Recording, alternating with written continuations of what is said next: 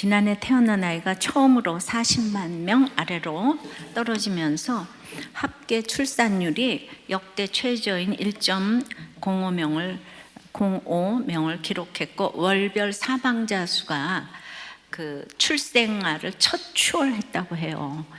그러니까 이제 태어나는 사람보다 죽는 사람이 더 많았다는 것입니다.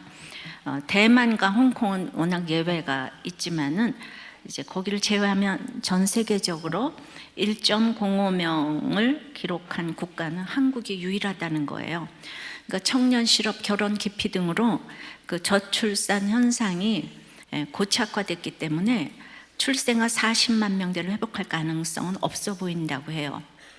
이렇게 저출산 국가가 된 것은 우리나라가 빈국에서 세계 10위권의 나라가 되었기 때문으로 보입니다. 아이러니컬하죠. 6.25 전쟁 중에도 한 해 50몇 명 이상 낳았는데 출생아가 이렇게 급격하게 감소한 것은 열악한 환경 때문이겠습니까? 우리나라도 저출산 재앙에서 살아남기 위해서 세 자녀이면 셋째 자녀만 이제 등록금이 면제되는 것이 아니고 그 위에 대학생인 고등학생인 첫째, 둘째도 다 등록금을 면제해 주겠다고 엊그제 신문에 났습니다. 그러면 아이를 많이 낳아서 우리나라에 남은 자손이 많을까요? 그럼 왜 저출산 1위 국가가 되는 것일까요? 여기에는 영적인 문제가 있다고 보여집니다. 계시록 6장부터 시작된 인재앙의 그 백마탄 처음 재앙이 이기려는 것이었다고 했어요. 그런데 우리나라가 백의의 민족이라기보다 전투적인 민족이라고 했어요. 호전적인 민족이고, 그건 또 말하려면 깁니다. 그러다 보니까 이기려는 것이 세계 어느 나라보다 강하기에 6.25 전쟁 때보다 지금 훨씬 잘 살고 있는데도 이렇게 남과 비교하느라고 이기려고 얼마나 피를 말리는 전쟁을 곳곳에서 하는지 모릅니다. 이렇게 잘 살다 보니까 입시전쟁, 입사전쟁, 프로젝트 전쟁 등으로 이 결혼 기피가 많아지면서 6.25 전쟁 때보다도 저출산 국가가 됐어요. 자, 영이 강건해야 육도 강건합니다. 땅의 전쟁을 하늘의 전쟁으로 바꾸어서 발상의 전환을 할 때 내 모든 핍박이 양육이 되어서 즐거워하게 되고 영육이 강건하게 된다는 것이에요. 그러면 남은 자손이 된다는 것이죠. 그래서 오늘 설교의 제목인 이 남은 자손에 대해서 살펴보겠습니다. 첫째로, 남은 자손은 하나님이 하나님 되게 하는 자들입니다. 17절 다시 읽습니다. 용이 여자에게 분노하여 돌아가서 그 여자의 남은 자손 곧 하나님의 계명을 지키며 예수의 증거를 가진 자들과 더불어 싸우려고 바다 모래 위에 서 있더라. 12장에는 하늘에서 내어 쫓긴 용이 남자를 낳은 여자를 박해하는 내용이 있었어요. 그러니까 여자인 이 교회는 사단에게 박해를 받지만 하나님은 3년 반 동안 광야에서 그 보호를 하신다는 내용이었어요. 근데 오늘 본문 요한계시록 12장 17절은 그 여자를 넘어서 사단이 그 여자의 남은 자손과 싸우려고 한다는 내용이에요. 그럼 여자에게 남은 자손은 누구인가요? 예수님이 초림에 오실 때도, 초림으로 이 땅에 오실 때도 사단은 교회를 핍박했습니다. 근데 이후에 사단은 계속해서 대를 이어가는 교회를 핍박했어요. 특히 문자적으로 남은 자손인 이 재림과 가까운 시대에 이 신약교회와 더불어 싸우려 하고 있어요. 하나님은 택함을 받은 자신의 백성들을 양육해 가십니다. 하나님의 택함을 받은 자들이 양육되어지는 것을 아주 사단은 분노합니다. 그 여자의 남은 자손들이 하나님의 자손이 분명하기 때문에 사단이 싸우려고 합니다. 여러분들이 분명하지 않으면 사단이 싸움도 안 걸어요. 사단이 거들떠도 안 봐요. 이 세상은 하나님이냐 사단이냐 둘 중에 하나예요. 중간지대는 없어요. 오늘 잘 들으셔야 돼요. 그러므로 성도는 대를 이어 사단과의 싸움이 있는 것이 당연합니다. 그러니까 왜 성도가 되어서 나만 겪는 고난이냐고 불평하지 마세요. 근데 계시록 17장 14절에 보면 그들이 어린 양과 더불어 싸우려니와 어린 양은 만주의 주시어 만왕의 왕이심으로 그들을 이기실 터이요 또 그와 함께 있는 자들 곧 부르심을 받고 택하심을 받은 진실한 자들도 이기리로다. 이제 구원받은 자들을 대표하는 상징적인 수인 14만 4천 명이 나왔었습니다. 그런데 지금 이제 이 첫 번째 대지와 같은 하나님을 하나님 되게 할 자들이 구원받은 자들이고, 이제 성도인 거죠, 그죠? 지난주에 들었던 것처럼 어떤 그 강 같은 조류에도 떠내려가지 않게 하시는 하나님 때문에 하늘과 그 가운데 거하는 자들은 즐거워하라고 명령하십니다.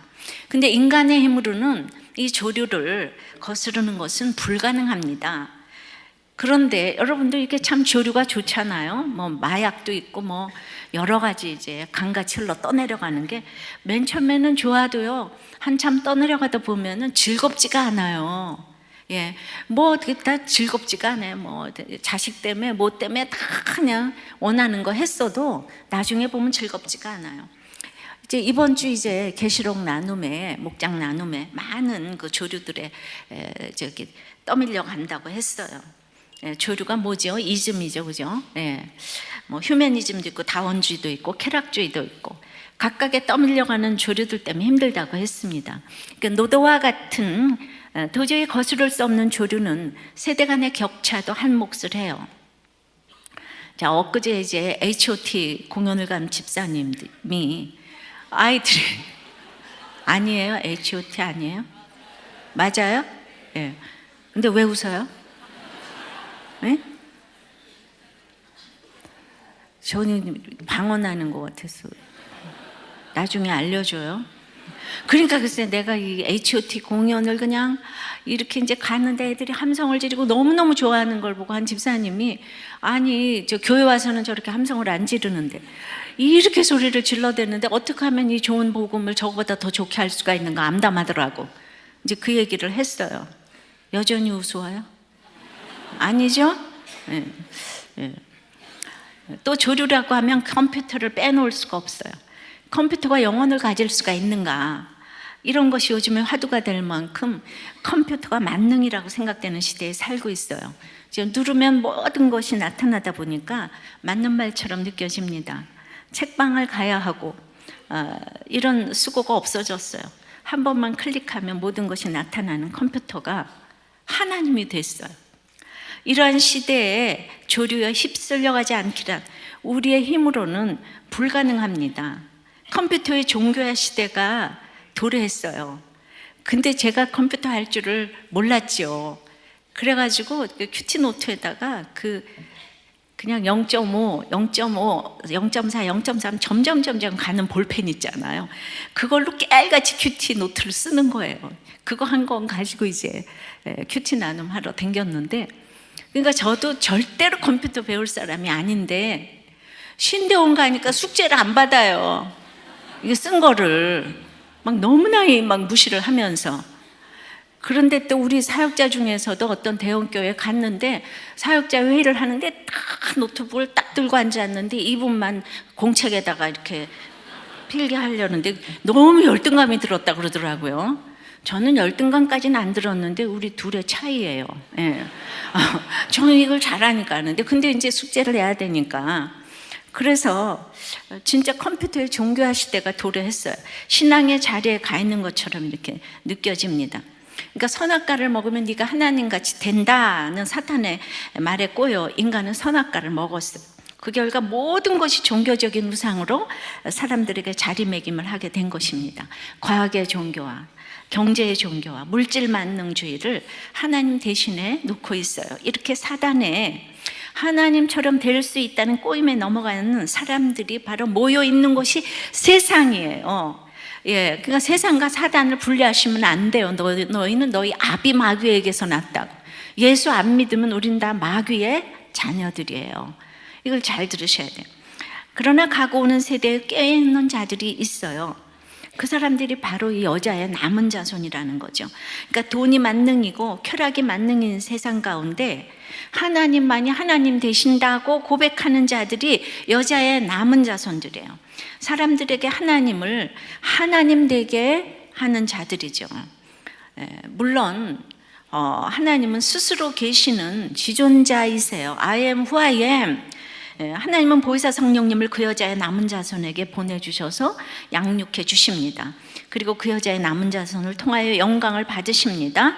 사단은 그 여자의 남은 자손들이 하나님을 하나님 되게 하는 삶, 즉 말씀대로 믿고 살고 누리는 삶, 돈과 쾌락의 세상 말을 듣지 않고 보혜사 성령님의 도우심으로 살아가는 삶으로 살아가는 것을 아주 꼴보기 싫어합니다. 그래서 용이 분노해요. 그래서 예수 잘 믿는 사람은요, 옆에 사람들이 점점 분노합니다. 정말 꼴보기 싫어합니다. 아주 이렇게 잘 지내는 것 같아도 점점 예수를 열심히 믿어가면은 둘이 물과 기름처럼 섞일 수가 없어요. 자, 12장에서 12절, 17절에서 용이 2번 분노하는 모습이 나옵니다. 이제 12절에서 땅으로 쫓겨난 것을 보고 이제 분노를 합니다. 그래서 13절서부터 이제 17절까지 우리가 지난주에 설교 한번 들었는데 다시 한번 쫙 읽어보겠습니다. 용이 자기가 땅으로 내어 쫓긴 것을 보고 남자를 낳은 여자를 박해하는지라.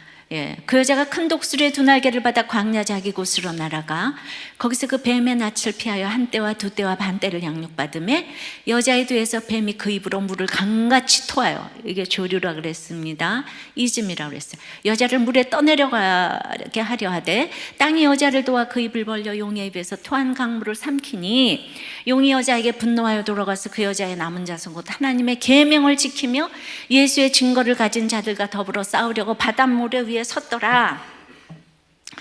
이 17절에 사단이 강같이 토해내는 여러 조류가 실패로 끝나자 여자의 남은 자손 곧 하나님의 교회 공동체에 대해서 엄청난 적대적 감정을 이제 가지게 돼요. 그러니까 이 사단이 싫어하는 것이 공동체예요. 남은 자손, 이게 교회거든요. 그런데 그러니까 이렇게 교회 와서 나하고 하나님하고만 문제지 왜 뭘 가서 찌질한 걸 가서 사람들 앞에 나누어. 이게 사단의 속성인 거예요. 우리는 피로 값주고 사신 이 공동체, 하나님이 교회를 얼마나 귀하게 여기시는지 창세기부터 계시록까지 말씀을 하시는 거예요. 자, 17장 14절에서 그러나 그 아까 읽었잖아요. 그 말씀처럼 만주의 주 만왕의 왕 되신 어린 양 그리스도가 대신 싸워준다고 하세요. 그래서 우리는 강같이 토해낸 조류라도 휩쓸리지 않을 수가 있는 것입니다. 자, 그 신문에 어떤 청년이 인터뷰가 났어요. 김동식 군인데 초등학교만 졸업을 하고 10년 동안 이제 아연 주물 공장에서 단추와 지퍼를 찍어냈어요. 근데 집안도 어려웠지만 학교 가면 야단 맞고 자꾸 뭐 숙제 안 해온다 그러고 그래가지고 그냥 중학교 1학년 중퇴했어요. 그리고 이제 그 길로 공장에 갔어요. 아연 주물 공장. 거기가 얼마나 그 뭐 불로 뭘 다 녹여내고 뭐 이렇게 이제 금형 틀에 해서 단추랑 이런 거 다 찍어내니까 그냥 하루 종일 불 가운데서 있어야 되는 기가 막힌 곳이잖아요. 그런데 글쎄 이 10년 동안 그렇게 학교 가기 싫다가 여기 10년 동안 한 번도 결석 안 했대요. 지금 20살이에요. 그러니까 그러면서 이제 나머지 시간에 PC방에서 아르바이트를 하면서 이제 별 인간군상을 다 만난 거예요. 자기 아는 형이 그냥 2만 원만 꺼달라고 그래서 바빠가지고 자기 돼지 저금 통해서 꺼내가라고 그랬더니 글쎄 거기 30만 원이 있었는데 그걸 다 들고 날랐대요. 그리고 이제 또 야동을 즐기던 이 할아버지도 봤고 조폭도 만났고 노래방 도우미도 보면서 이 김동식 군이 지금 뭐가 됐냐 하면 작가가 됐어요. 베스트셀러 작가가 됐어요. 그래서 기자가 그럼 이때의 경험이 소설에 반영이 됐을까요? 물었어요. 이 청년이 한 얘기를 잘 들어보세요. 나는 지금 말했던 그분들에게 모두 친절하게 대했다 그래요. 어저께 이렇게 초원님도 부하가 상사에게는 언제나 탁월하십니다. 훌륭하십니다. 맨날 이거를 맨날 이렇게 연습을 하고 갔는데 한참 가다 보니까 진짜 사장이 탁월하게 보이더래요. 그래서 그분이 승진을 하는 게 아닌가 뭐 이런. 예. 근데 얘도 그러는 거예요. 이 10살 저 중학교 1학년 하고 간 아이가 모두 친절하게 대했대요. 그 사람들이 옳지 않다고 생각하면서도 웃으며 거리낌 없이 지냈대요. 그렇다면 나도 결국은 그들과 같은 사람이 되는 걸까? 이런 의문으로 쓴 이야기가 있다고. 하나의 책 주제인 거예요. 그러면서 범죄자든 누구든 모두에게 가리지 않고 친절하게 대하는 청년은 과연 착한가 착하지 않은가를 묻는 소설이었다. 이거 우리가 말하는 성품인가 믿음인가 이거잖아요. 이러면 베스트셀러가 되더라고. 우리도 꽤 어록을 녹여가지고 삶에 적용해서 쓰면 얘가 교회 나가는 것 같지 않은데요. 그러면서 기자가 평화기를 가볍게 읽히면서도 자기와 우리 사회를 향한 무거운 물음표를 던지는 글이라고 평했어요. 여러분도 좀 써보시죠. 예, 무거운 물음표를 던지는 글을 좀 써보시죠. 근데 이 글이 베스트셀러라고 하니까 정말 제가 뭐든지 베스트셀러가 되는 건 성경의 그 원리가 있더라고요. 항상 세상의 경험들이 선생님이 되어서 가볍게 읽히면서도 자신을 돌아보게 하는 글들을 써냈다는 거예요. 얼마나 맞춤법이 틀렸겠어요. 심하게 틀렸는데 틀린 글을 인터넷에 올리면서 이틀이나 사흘에 한 번씩 18개월간 350편을 쏟아냈는데 어느 날 자고 일어나니까 베스트셀러 작가가 되어 있다는 거예요. 예. 이거 가장 큰 최대 일간지에 막 전면으로 인터뷰가 나왔어요.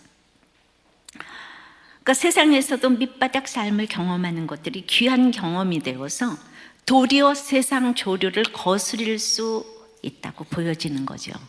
그죠? 예. 근데 그 청년에게 약은 10년 동안 공장에 다니면서 규칙적으로 출근하고 퇴근했던 거. 예. 그래서 그래가지고 자기가 이제 돈을 벌었다는 거. 60만 원에서 시작해서 이제 130만 원 받다가 지금은 180만 원 이렇게 받는데 그거를 이제 벌 수 있어서 좋았고 번 만큼 소비할 수 있어서 쇼핑할 수 있어서 너무 축복이었대요. 뭐 집세 20만 원, 엄마한테 20만 원 이러고 다 내면 나중에 자기가 쓸 거 20만 원밖에 없는데 이렇게 자기가 벌어서 쓰니까 아주 그냥 이게 축복이었다는 거예요. 자기가 인내심이 없어서 학교도 안 갔는데 나도 꾸준히 뭔가 할 수 있다는 것을 증명한 것 같아서 개인적으로 이제 뿌듯했다고 하는 거예요. 무엇을 10년 동안 한다는 것은 다른 것도 할 수 있다는 것을 이렇게 보여주는 것 같아요. 그래서 이 아이가 뭐라 그랬냐면 그게 약이었는데 자기한테 독은 날마다 기계만 병원만 쳐다보고 있으니까 자기가 인간관계를 못하고 관계가 잘 안 된다는 거. 그러니까 얘도 이제 예수 믿어야죠. 요 세상의 조류를 여기까지만 이제 거슬렸지만 이제 공동체가 없으면 안 되는 거죠. 하여튼 세상의 조류도 이렇게 이제 정말 그 밑바닥 삶을 경험해야 되는데 마찬가지로 영적으로도 환난과 핍박이 진정한 세상 조류를 이겨낼 수 있는 힘을 주는 것이랍니다. 특히 교회 공동체가 우리에게 막강한 힘을 준다고 생각합니다. 그래서 12장 12절에 그러므로 하늘과 그 가운데 있는 거하는 자들은 즐거워하라. 그러니까 이제 남은 자손이 하늘과 이제 있는 가운데 거하는 자들, 이 남은 자손이 즐거워하기 때문에 사단은 그 공동체 때문에 졌다고 지금 생각을 해요. 그래서 그 하나님의 교회 공동체를 공격합니다. 그런 분노의 감정은 용으로 하여금 전쟁을 일으키게 만들었어요. 그러니까 17절에 용이 전쟁을 하려고 하는 대상은 여자의 남은 자손이라고 했어요. 그리고 바다 모래 위에 섰다고 했는데 용이 여기서 바다 모래 위는 수많은 인류가 생존하는 역사의 현장을 말해요. 그래서 재림을 앞둔 하나님의 교회 공동체에 수많은 핍박과 어려움이 있었습니다. 그리고 하나님의 교회 공동체에 더 혹독한 고난이 오게 됨을 말씀하고 있어요. 그래서 남은 자의 고난이 끝이 없다는 것을 보여주고 있습니다. 무섭죠? 막 이래요. 그래서 6년 전에 계시록 설교할 때 1000명이 빠져나갔다 그랬죠? 유일하게 맨날 1000명씩 늘었는데 그때만 1000명 빠졌어요. 근데 이번에 계시록 할 때는 작년에는 10%가 증가하더니 올해 들어서는 이제 지겨운지 정체 현상이 일어나고 있어요. 계시록을 빨리 끝내려는 이제 사인이 아닌가 싶지만 이럴 때일수록 숫자에 상관이 없기 때문에 지겹게 계시록을 끝내기를 기도하고 있어요. 그러면 누가 이깁니까? 여기서 이제 어린 양과 더불어 지금 누가 이기냐, 그냥 아까 17장 14절에 어린 양과 더불어 싸우는 부르심을 받고 택하심을 받은 진실한 자들이 이긴다 그랬죠. 아까 14절에. 예, 다 같이요. 부르심을 받고 택하심을 받은 진실한 자들이 이긴다 그랬어요. 예, 그래서 이 세상의 기쁨이 부르심 받고 택하심 받은 진실한 자들인 거예요. 여러분, 이거보다 더 큰 기쁨은 없는 거예요. 그러면 어떤 사단 용도 다 이길 수가 있어요. 적용해 보십시오. 여러분의 기쁨은 무엇입니까? 부르심 받고, 하나님께 부르심 받고 택하심 받고 진실한 자로 기뻐하십니까? 예. 두 번째는 그럼 남은 자에게는 그러므로 남은 고난이 있습니다. 이 땅이 사단의 세계이기 때문에 끝이 없는 고난이 찾아옵니다. 하나님이 이 땅의 수고를 그치라 하셔야 끝이 납니다. 그 본을 예수님께서 미리 보여주셨어요. 이 땅에 오셔서 수치와 조롱을 다 당하시고 1000번의 고통인 십자가를 지심으로 모든 죄를 감당하시고 돌아가셨다가 3일 만에 부활하셨어요. 사도 바울은 이 그리스도인들이 받는 고난을 영광으로 생각했습니다. 주님이 자신을 충성되이 여겨 고난을 주셨다고 고백을 합니다. 골로새서 1장 24절에 내가 이제 너희를 위하여 받는 괴로움을 기뻐하고, 그죠? 내가 이제 너희를, 그 남은 자인 너희를 위하여 받는 괴로움을 기뻐하고 그리스도의 남은 고난을 그의 몸된 교회를 위하여 내 육체에 채우노라. 그러니까 우리는 몸된 교회를 위해서 고난을 채우는 것이 아니라 내 욕심을 이제 채우기 때문에 고난을 당할 때가 이렇게 참 많이 있습니다. 그러니까 바울 사도는 예수께서 교회를 위해 하고자 하셨던 그 예수님의 남은 고난을 내 육체에 채운다고 했어요.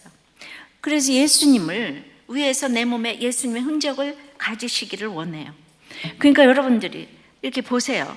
너희를 위하여, 목자가 돼가지고 너희를 위하여, 이제 너희를 위하여, 공동체잖아요. 너희도 받는 괴로움을 위하여, 괴로움을 기뻐하고, 그러니까 이제 목원이 받는 괴로움을 그냥 너 때문에 내가 기뻐하고 그 남은 고난을 내 육체에 채우겠다. 그러니까 이제 목자가 돼서, 목사가 돼서 여러분들이 받는 괴로움을 내 육체에 채우면서 기뻐하겠다. 이게 목자의 태도고 부목자의 태도고 이 모든 직분자의 태도예요. 여러분들이, 그런데 우리는 정말 아니 내가 미쳤어요? 이러고 싶죠, 그죠?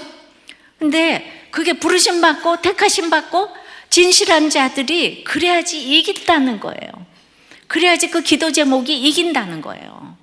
그냥은 안 된다는 거예요. 육체로 당하는 것이 집에서든 교회에서든 복음의 일꾼된 자세인 거예요.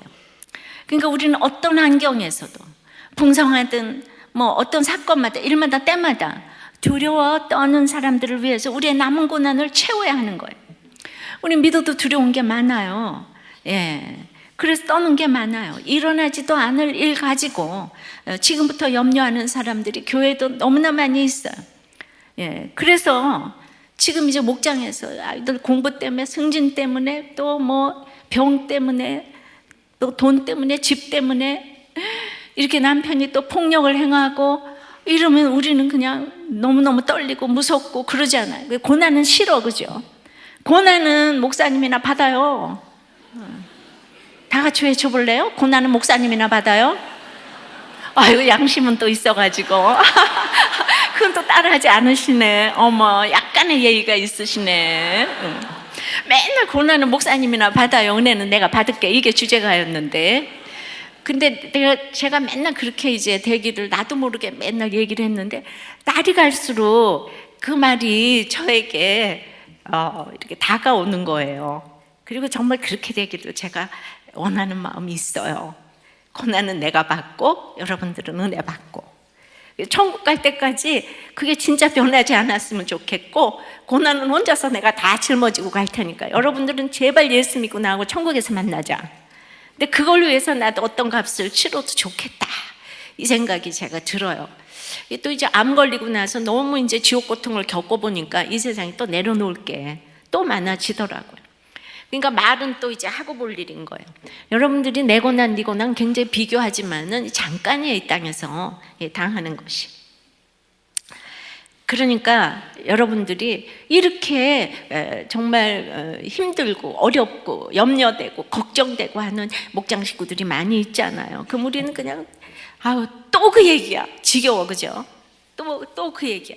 그래서 여러분들을 훈련시킬 사람은 오직 새끼들밖에 없어. 새끼들은 그냥 20년을 지겹게 해도 또 참아. 그 마음으로 목장 식구들을 섬겨봐요. 근데 새끼들 때문에 힘든 사람들은 그게 잘 섬겨지더라고, 목장에서. 근데 아닌 사람들은 이유가 많아. 너무너무 내 설교 이상하고. 이상하지, 그죠? 여러분들 고난이 없는데 어떻게 내 설교가 이상하지 않겠어요? 내 설교가 이상하면 다 안 와도 괜찮아요. 가는 사람 안 맞고 오는 사람 안 맞고. 그러니까 저는 진짜 한 영혼이라도 천하보다도 귀한 영혼을 주님께 인도하는 게 저의 사명이고 그게 기쁨이에요. 그러니까 여러분들의 때문에 받는 괴로움을 제가 이제 기뻐하고 갈 수 있는 마음을 이렇게 주시는 거예요. 날로. 근데 우린 하나님의 이런 사랑이 너무 싫잖아요, 그죠? 이 세상에서 가장 기쁜 것은 여러분들이 원하는 대로 돈이나 명예나 지위가 아니고 가족과 건강이 아니고 오직 오늘 부르심 받고 택하심 받고 진실한 자, 이게 이 세상에서 가장 기쁜 거예요. 다른 말로 하면은 하나님께 사랑받고 택함 받고 쓰임 받는 것이라는 거 알아야 돼요. 내가 이 땅에서도 과장한테 사랑받고 택함 받고 쓰임 받는 것보다는 사장한테 택함 받고 사랑받고 이제 쓰임 받는 게 좋죠. 그런데 온 이 우주 천지 만물을 지으신 하나님께 사랑받고 택함 받고 쓰임 받으면 최고 아니에요? 그렇게 사랑받으면 그 다음에 필요한 것들은 다 주신다, 이거예요. 제가 어떻게 돈으로 이 교회를 짓습니까? 그게 내 겁니까? 잠시 후에 또 이게 누구한테 갈지 모르죠, 그죠? 그러니까 이게 인간이 할 수 있는 게 아니잖아. 그러니까 내가 이게 사랑받고 택함받고 그냥 쓰임받고 이게 너무 고맙다 그러니까 부수적으로 이 교회를 주셨잖아요. 근데 이건 또 절대로 내 것이 아니잖아요. 그러니까 여러분들이 그냥 돈 하다가 맨날 구두가게 하나 가서 구두 하나 줘, 빵가게 하나 가서 빵 하나 줘. 여러분들은 창조주 하나님의 택함 받은 자라고요. 상속자인데 뭘 상속자가 가가지고 저만한테 가서 구두 하나 줘, 치사스럽게 말이야. 갑자기 치사한 생각이 들죠? 자, 기도를 좀 다르게 합시다. 그러니까 택함 받은 자는 어떤 환경에서도 쓰임 받아요. 좋은 환경, 나쁜 환경이 없습니다. 하나님의 독생자 예수 그리스도께서 죄인이 받는 십자가의 치욕적인 형벌을 받으셨어요. 그러니까 이 예수님의 사랑과 은혜가 깨달아진 사람은 남은 자손이 되어서 어떠한 실패와 슬픔도 감당 못할 것이 없게 되는 거죠. 그러니까 여러분들이 이게 은혜를 깨달아야 되는데, 그러니까 남은 자손으로서 내 몸에 그리스도의 남은 고난을 채우는 것은 쓰임받는 큰 영광임을 깨닫게 된다는 거죠. 이게 고난의 동참자가 돼야지 영광에도 동참자가 된다는 것입니다. 그러니까 우리가 이 세상에 존재하는 이유는 그리스도 때문이지 나의 유익 때문이 아닙니다. 그래서 어떤 멸시와 고통과 손해와 음모와 모략에도 우리가 감당할 수 있는 거예요. 적용해 보세요. 내가 다른 사람 때문에, 상관도 없는 다른 사람 때문에, 내가 모원 때문에, 목장 식구 때문에 받는 괴로움을 그 사람을 위하여 기뻐합니까? 기뻐합니까? 알다가도 모를 소리를 지금. 그래서 그리스도의 남은 고난을 그의 몸된 교회를 위하여 내 육체에 채운 것이 무엇이 있습니까? 구체적으로 인내입니까? 절제입니까? 용서입니까? 사과입니까? 구체적으로 나눠보십시오. 그러면 이 남은 고난을 어떻게 이길 수가 있을까요? 셋째는 하나님의 계명과 예수의 증거로 남은 고난을 이겨야 합니다. 다시 17절입니다. 용이 여자에게 분노하여 들어가서 그 여자의 남은 자손 곧 하나님의 계명을 지키며 예수의 증거를 가진 자들로 더불어 싸우려고 바다 모래 위에 섰더라. 11절에도 또 우리 형제들이 어린 양의 피와 자기들이 증언하는 말씀으로서 그를 이겼으니 그들은 죽기까지 자기들의 생명을 아끼지 아니하였도다. 그 11절에 이 증언의 말씀을 인하여 하나님의 백성들이 사단을 이길 수 있었던 것처럼 여자의 후손들도 말씀과 증거로 승리할 수 있다는 확신을 주십니다. 그러니까 여자의 자손들이 이기려면 이 계명, 하나님의 말씀을 지키고 이 증거가 있어야 되는 거예요. 하나님을 하나님 되게 하려고 애쓰기 때문에 우리가 핍박을 당하는 거예요. 이 사실은 우리에게 중요한 진리를 가르쳐주고 있습니다. 바로 교회가 성도들에게 바르게 말씀을 지키게 하는 것이 중요한 사명이라는 것입니다. 그래서 목회자에게 설교는 너무 중요합니다. 설교 준비, 설교 사역만큼 큰 비중을 차지하는 것은 결코 없습니다. 그런데 설교의 중심은 그리스도를 선포하는 것이에요. 이단도 다 그리스도를 선포해요. 다 말씀을 해요. 근데 거기 십자가가 빠졌어요. 자기가 죽어지고 썩어지고 미랄이 되는 게 없는 거예요. 이게 전부 다 정말 누군가가 주인이 돼서, 예를 들어서 제가 지금 이 사명이 없다면 이 교회가 내 거다 그러고 얼마나 권세를 부리고 이러겠습니까? 정말 그래서 이단이 이게 무서운 거고, 교회도 정말 이 매력적인 곳이잖아요. 이 정말 얼마나 이 복음이라는 게 최고의 정말 가치 있는 것이기 때문에. 그러니까 호시탐탐 이 사명 때문에 걸어가지 않으면 이렇게 무너지는 거예요.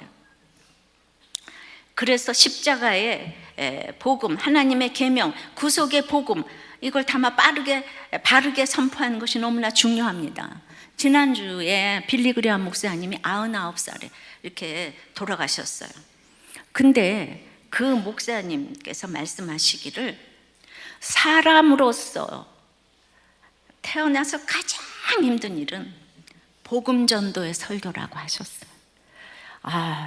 그 힘든 거를 내가 인간의 힘으로 한 부분이 있어서 안 걸렸다 그랬죠. 사명으로 한 부분이 90%라고 해도 내가 또 이 사람인 거로, 진짜 날마다 구원 때문에 여기까지 왔는데, 이 증언하는 말씀으로 사단을 이기는 것이 보통 어려운 일이 아니죠. 영적 전쟁이잖아요. 날마다 영적 전쟁이에요. 그래서 오죽하면 성령 받지 말고 목사하라는 게 욕이겠어요. 진짜 이거는, 그러니까 이 성령 받지 않고 목사할 수도 있어요. 그런데 이 스트레스를 받으면, 그러고 나서 점점 도마에 올라가면 갈 데도 없고 올 데도 없는데, 대형교회 목사가 되면 그 다음에 어떻게 스트레스를 풉니까? 그러니까 문제가 자꾸 생기잖아요. 이렇게 저렇게. 그래서 앉으나 서나 진짜 고난을 채우셔서라도 제가 서 있어야 되는 게 이게 기도 제목이 되는 거예요. 날마다 제가 서 있게 해달라고 얼마나 기도하는지 여러분들 아시죠? 우리들 교회는 저 혼자 잘 서 있으면 돼요. 여러분도 괜찮아요. 그래서 고난은 저 혼자 받으면 돼요. 정말 자신이 있으니까 이런 얘기를 해요. 내 사모하는 주님이 너무 자신 있기 때문에 나는 하나님께 사랑받고 선택받고 쓰임받다가 가면 되니까. 할렐루야. 여러분, 내가 너무 재밌어 하니까 여러분들 아까 재밌지 않아요? 예수 믿는 게 이렇게 좀 재밌어야 되지 않겠어요? 맨날 이러고 고난은 싫어. 매력 하나도 없어요. 네, 그래가지고 이제 하나님은 계속 그 계시록 1장 9절서부터 쭉 보면은 거기도 계시록 1장 9절에 나 요한은 너의 형제 예수의 환난과 나라와 참음에 동참하는 자라 하나님의 말씀과 예수의 증거를 인하여 반모라 하는 섬에 있었더니, 그러니까 여기도 하나님의 말씀과 예수의 증거를 인하여 반모라 하는 섬에 있었대잖아요. 그죠? 그 다음에 9절에도 다섯째 인을 떼실 때 내가 보니 하나님의 말씀과 저희의 가진 증거를 인하여, 여기도 말씀과 저의 가진 증거를 인하여, 또 이제 11절에도 또 여러 형제가 어린 양의 피와 자기의 증거하는 말을 인하여 저를 이겼으니, 여기도 자기의 증거하는 말을 인하여. 사도행전 4장 20절에도 우리는 보고 들은 것을 말하지 아니할 수 없다 하니. 그러니까 사도 요한도 또 사도행전에서 베드로와 요한도 보고 들은 것을 증거하지 않을 수가 없었다는 거예요. 그러니까 남은 자손은 남은 고난을 이렇게 계명과 증거로 전해야 되는 거예요. 그것이 바로 말씀과 계명이 있고 내가 살아낸 이 증거가 있어야지 바로 남은 자손으로 이기는 삶을 살 수가 있는 거예요. 계시록 20장 15절에도 누구든지 생명책에 기록되지 못한 자는 불못에 던지우더라. 생명책에 기록되지 못한 자들은 심판을 받게 되죠. 근데 남은 자들은, 여자의 남은 자들은 생명의 부활을 경험하게 돼요. 그래서 저들은 하나님의 계명과 예수의 증거를 가지고 하나님을 하나님 되게 한 자들이었기 때문에 생명책에 기록되는 거죠. 그래서 남은 자손으로서 남은 고난으로 어떻게 말씀으로 계명으로 싸워 이겼는지 수없는 간증이 우리들께 울려 퍼졌어요. 그죠? 오늘도 아까 했잖아요. 그죠? 그래서 어떤 이제 간증을 뭐 너무나 많지만은 그 예목받는 집사님의 이렇게 독후감 간증인데 참 평범해 보이지만 말씀이 들리는 그 한 사람 굉장히 길게 쓰셨어요. 여러분들도 그냥 그 말씀 가지고 자기의 삶을 이렇게 연결해서 하는 거를 좀 해보세요. 이게 너무 길어서 이제 제가 다 읽지는 않겠습니다. 그런데 너무 잘 쓰셨어요. 그냥 놀라서 이제 다 읽어봤는데, 이 사람이 뭐라 그랬냐 하면, 그래서 쫙 그냥 그 엘린이 사무엘이니 다 연결해서 적용을 했습니다. 그런데 우리들께 말씀의 시가 언제부터 들렸냐 하면 나의 심판이 시작되면서 들리기 시작했대요. 이 고난이 많은 사람들은 이런 얘기가 착착 들려, 그죠? 그래서 눈물로 하나님 저도 저기 우리들 교회 가서 예배 한번 드릴 수 있을까요? 하다가 이 사람이 그냥 벌써 몇 년째 그냥 서울길을 그냥 2시간 초등학교 아들을 데리고 그냥 명절날만 빼고 한 번도 안 빠지고 왔다는 거예요. 그런데 지금 예목 양육이 시작됐다고 하네요. 근데 이분이 너무 재밌게 이랬어요. 저는 태어나서 책이란 것을 단 한 번도 다 읽어본 적이 없습니다. 얇거나 두껍거나 상관없이 책과는 무관한 것이 책만 펴면 잠이 오고 머리가 딱 아픈데, 그런데 우리도 교회 양육에 참여하는 것이 주님의 표적이며 저희 신앙 기적입니다.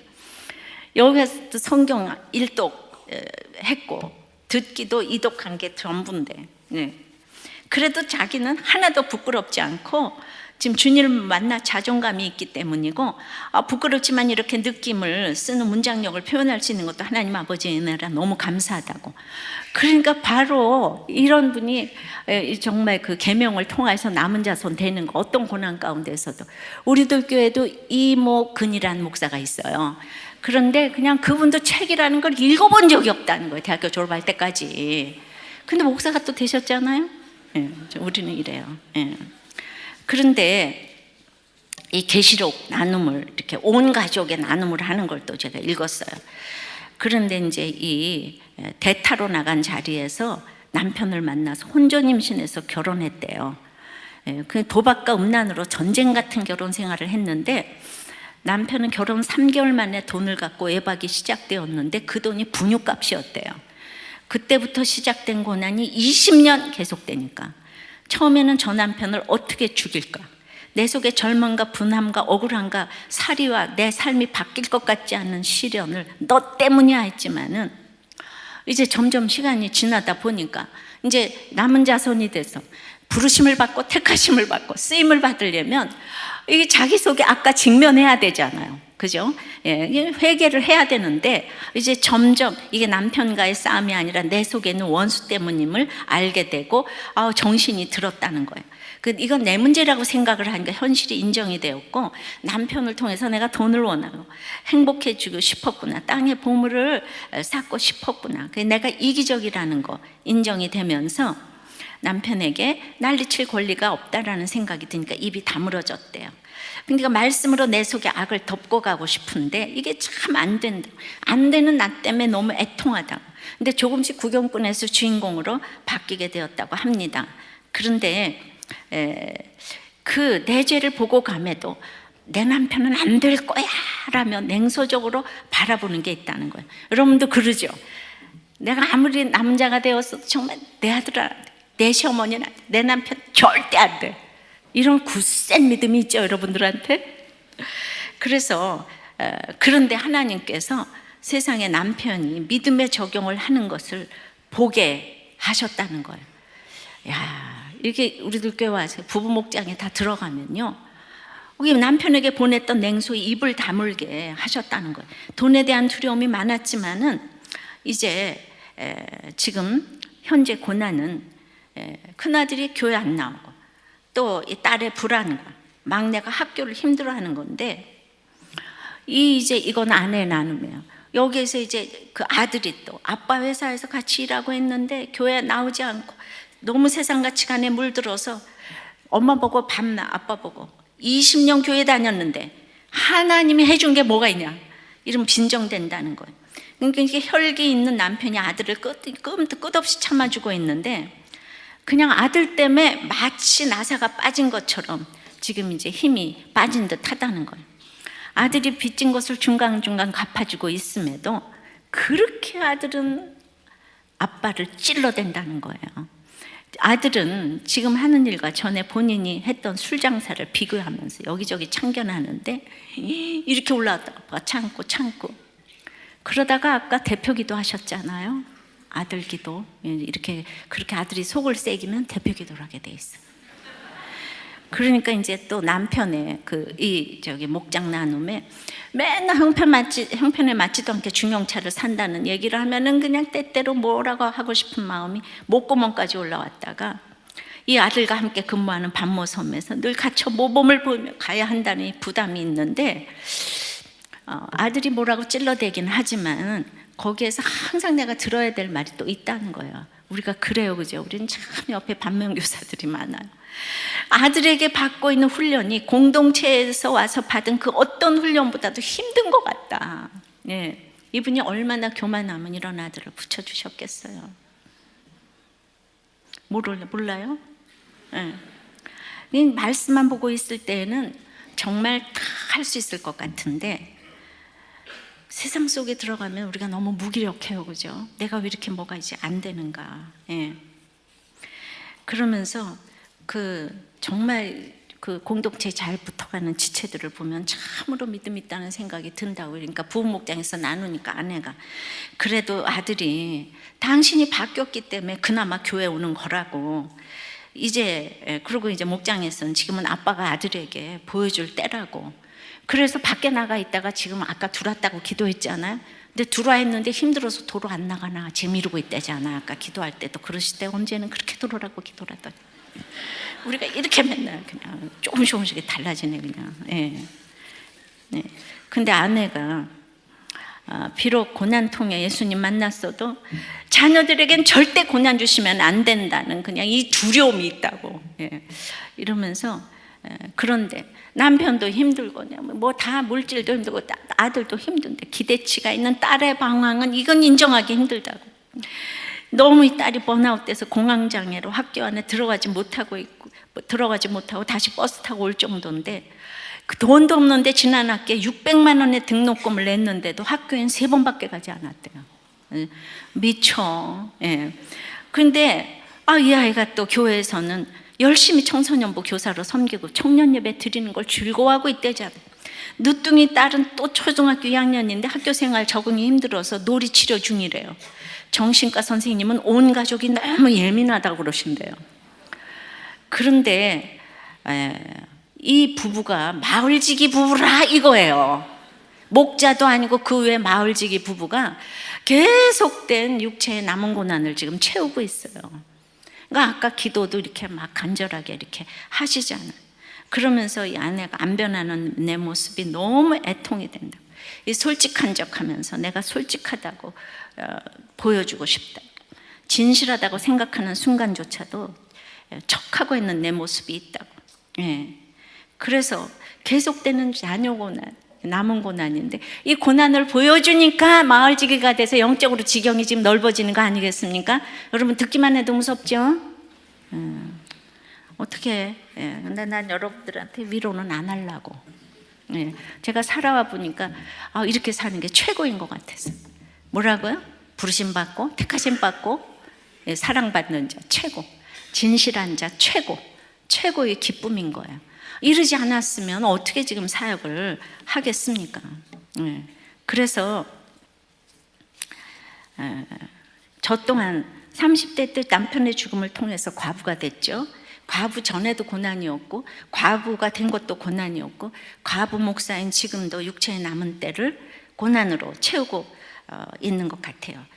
그러나 항상 이길 수 있는 말씀을 주셔서 여러분들이 다 기억해요. 저의 사건과 말씀을.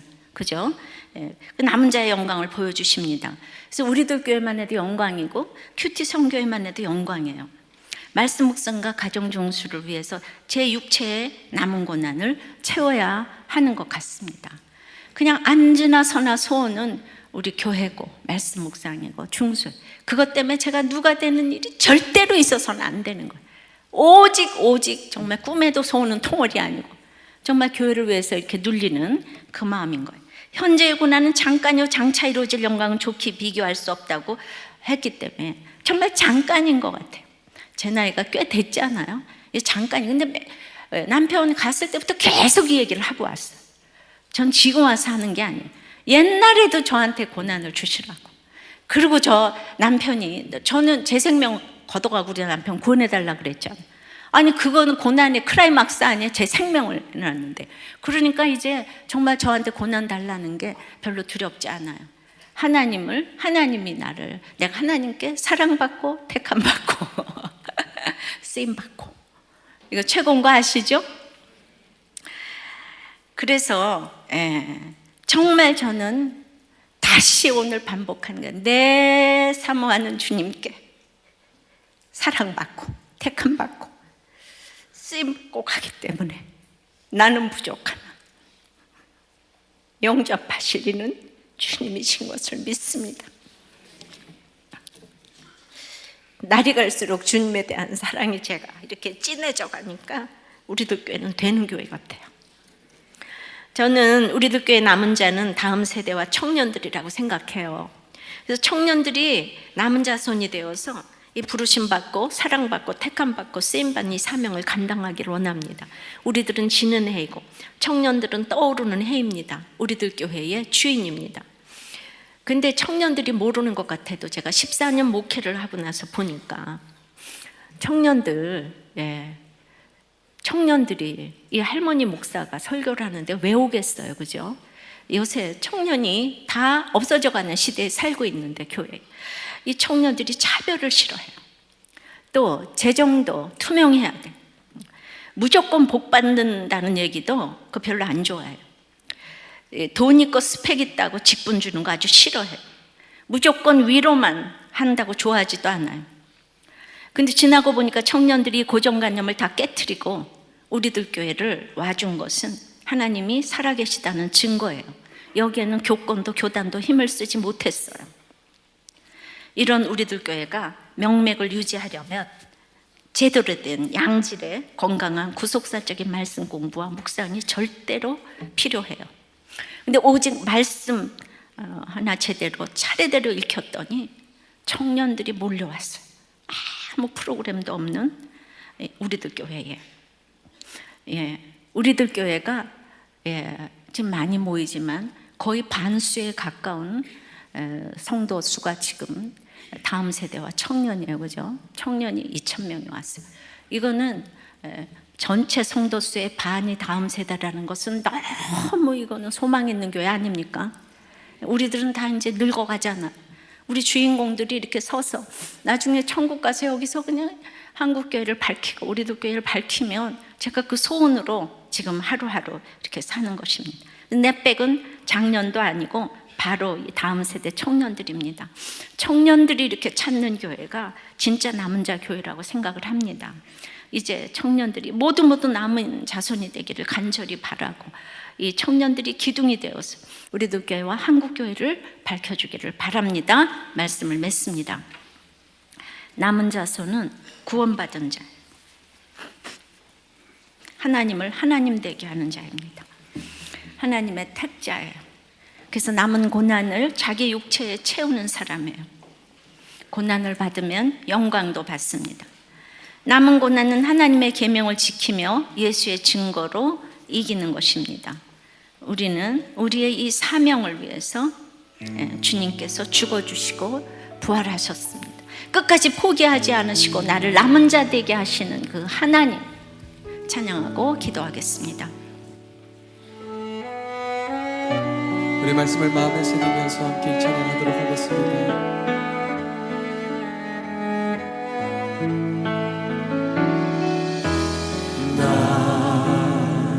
비로소 이제 깊고 넓은 바다 간다.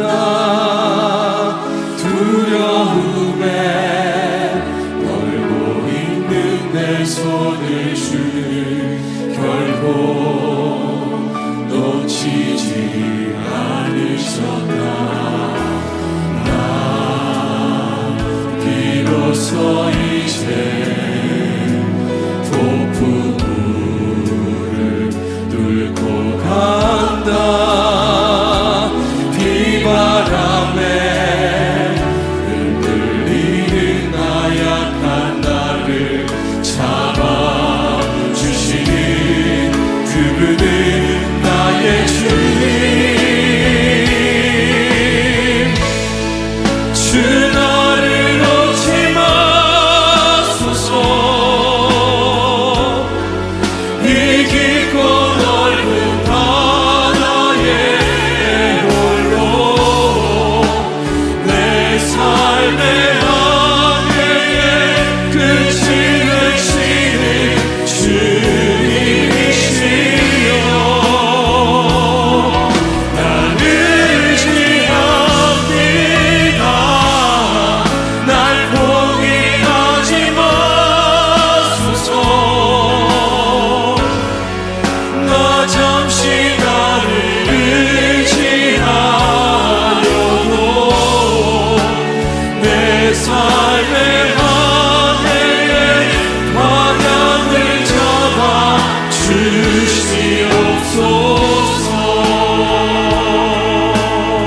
다시 한번 나 비로소 이제 나 비로소 이제 깊고 넓은 바다 간다.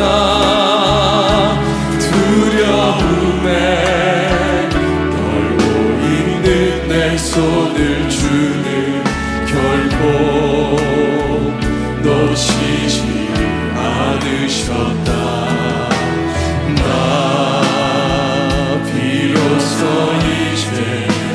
폭풍우를 뚫고 간다. 뚫고 간다. 비바람에 흔들리는 나약한 나를 잡아주시는 그분은 나의 주님. 주님 나를 놓지 마소서.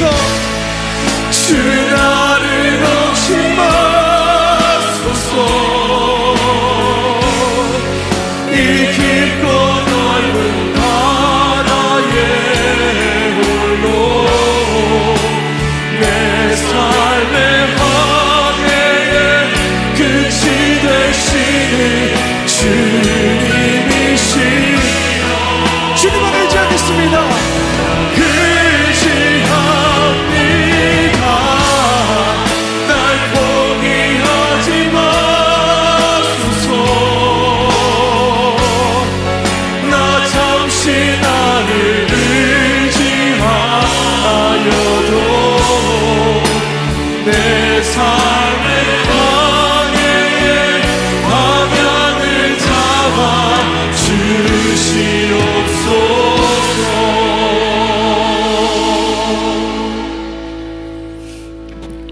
이 땅의 전쟁을 하늘의 전쟁으로 알고 즐거워하면 남은 자손이 된다고 하는데, 우리가 이 세상에서 가장 기뻐할 수 있는 가장 큰 이유는 돈과 물질과 자녀와 스펙, 쾌락이 아니고 내 하나님께 사랑받고 선택받고 쓰임받기 때문이라고 합니다. 내가 이렇게 하나님께 쓰임받기 위해서 우리가 남은 자손이 되게 해달라고, 내가 이 땅에서 하나님이 하나님 되게 하시는 그 역할을 하게 해달라고 다 같이 우리 주님 부르고 기도하겠습니다. 아버지 하나님, 이 세상에서 가장 좋은 것이 주님께 사랑받고 선택받고 쓰임받고 진실한 것이라는 것을 압니다. 이제 남은 자의 사명을 감당하기 위하여서 이제 용과 바로 서야 하는데, 이미 이긴 싸움인 것을 알면서도 너무나도 움찔움찔 놀라는, 그래서 제가 즐겁지가 않았습니다. 모든 일이 하나도 우연이 없다고 하는데 주님께서 아버지 하나님 정말 수많은 사건에서 계명으로 수없이 저를 용서해 주시고 저의 죄를 사하여 주셨는데, 아버지 하나님 주님께서 저를 용서해 주신 것처럼 저도 저를 용서하며 참소하지 않기를 원합니다. 주님, 아무것도 할 수 없어서 정말 이 세상적으로 무시받는 과부의 입장에서 주님만을 부를 수밖에 없었음을 주께서 아십니다. 이 모든 설교를 한다고 할지라도 제가 할 기도는, 주님 저를 불쌍히 여겨 주시옵소서. 주님 저를 불쌍히 여겨 주시옵소서. 주님 저를 불쌍히 여겨 주시옵소서. 하나님의 정말 남은 자손이 되어서 주님의 계명으로 예수의 증거를 가지고 말씀으로 담대하게 이길 수 있도록, 아버지 하나님 참으로 그런 주님이 기뻐하시는 사랑받는 진실한 자가 되기를 원합니다. 우리들 교회의 주인공이 청년들인데 청년들이 남은 자가 되기를 원합니다. 우리들 교회가 소망이 있는 것은 제가 바로 설 때에만 가능하다는 것을 전합니다. 주님 저를 세워주시옵소서. 주님 말과 행위가 다르지 않도록 천국 갈 때까지 주님 저를 세워주시옵소서. 우리들 교회를 불쌍히 여겨주시옵소서. 우리들 교회를 불쌍히 여겨주시옵소서. 이렇게까지 왔는데 주님 저를 세워주셔야 되겠나이다. 주님 제가 서 있어야 되겠나이다. 주님 영육간에 저를 세워주시옵소서. 참으로 영적으로 육적으로 우리가 이렇게 남은 자손이 되어서 또 다른 남은 자손을 주께로 인도하는 그런 남은 자손이 될 수 있도록 주의 은혜를 내려 주시옵소서. 우리 모두 불쌍히 여겨주시고 긍휼히 여겨주시고 도와주시옵소서. 각자의 환경에서 남은 자 되게 도와주시옵소서. 예수 그리스도 이름으로 기도드리옵나이다. 아멘.